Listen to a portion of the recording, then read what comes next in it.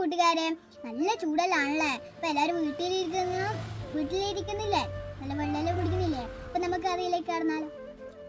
കൊക്കും ഞണ്ടും. ഒരു കുളത്തിൽ ഒരു ഞണ്ട് താമസിച്ചിരുന്നു. അവന്റെ ചങ്ങാതികളായിരുന്നു അതിലെ മീനുകൾ. അവർക്ക് മറ്റൊരു സുഹൃത്തു കൂടി ഉണ്ടായിരുന്നു, ഒരു കൊക്ക്. അത് കടവിലുള്ള ഒരു മരത്തിലായിരുന്നു താമസിച്ചിരുന്നത്. ആ കൊക്ക് ആ കുളത്തിൽ നിന്ന് മീൻ പിടിച്ചിരുന്നില്ല. അത് അകലെയുള്ള വയലിലും തോടുകളിലും ചെന്നായിരുന്നു ഇര തേടിയിരുന്നത്. കാലം കുറെ കഴിഞ്ഞു. കൊക്ക് വയസ്സായി. അതിനെ ദൂരേക്കൊന്നും പറന്നു പോകാൻ വയ്യാതായി. ഭക്ഷണം കിട്ടാതെ അവശനായി. അപ്പോൾ കൊക്കിന് ഒരു ബുദ്ധി തോന്നി. ഈ കുളം താമസിയാതെ വറ്റും. നിങ്ങളൊക്കെ വെള്ളമില്ലാതെ ചത്തുപോകും. അതുകൊണ്ട് നിങ്ങളെ ഞാൻ ഒരു വറ്റാത തടാകത്തിലേക്ക് കൊണ്ടുപോകാം. കൊക്ക് മീനുകളോട് പറഞ്ഞു. എല്ലാവരും സമ്മതിച്ചു. അന്ന് തൊട്ട് കൊക്ക് മീനുകളെ കൊത്തിയെടുത്ത് പോകാൻ തുടങ്ങി. എന്നാൽ ഇതിലെന്തോ ചതിയുണ്ടെന്ന് ഞണ്ടിനു തോന്നി. അടുത്ത ദിവസം കൊക്കിനോട് ഞണ്ട് പറഞ്ഞു, ഇന്ന് എന്നെ കൊണ്ടുപോകൂ കൊക്കച്ച.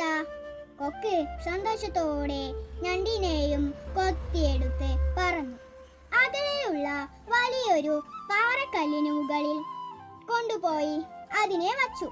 ചുറ്റും ചിതറിക്കിടക്കുന്ന മീൻമുള്ളുകൾ ഞണ്ടിന്റെ കണ്ണിൽ പെട്ടു. കൂട്ടേനെ അവൻ ഒറ്റ ചാട്ടത്തിൽ കൊക്കിന്റെ കഴുത്തിൽ കയറി പിടിമുറുക്കി.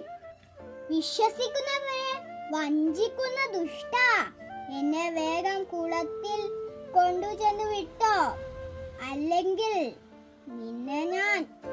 ഞണ്ടു പിടിത്തം മുറുക്കി.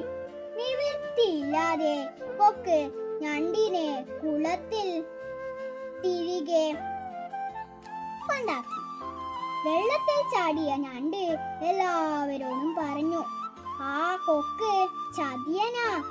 നമ്മുടെ കൂട്ടുകാരെ അവൻ കൊന്നു തിന്നുകയായിരുന്നു. വയസ്സനായതുകൊണ്ട് അവനെ ഞാൻ വെറുതെ വിട്ടു. അതിനുശേഷം ആരും കൊക്കിനോട് ചങ്ങാത്തം കൂടാതായി. നാണിച്ചു പോയ കൊക്ക് എവിടേക്കോ പറന്നുപോയി. വിശ്വസിക്കുന്നവരെ ചതിക്കുന്ന ചിലർ നമ്മൾ മനുഷ്യന്മാർക്കിടയിലും ഉണ്ടാകും. അപ്പോ അതിൽ നിന്ന് ഒഴിഞ്ഞു മാറാൻ ശ്രദ്ധിക്കണേ. അപ്പോ വേറെ ഒരു കഥയായിട്ട് പിന്നെ കാണാം. ബൈ.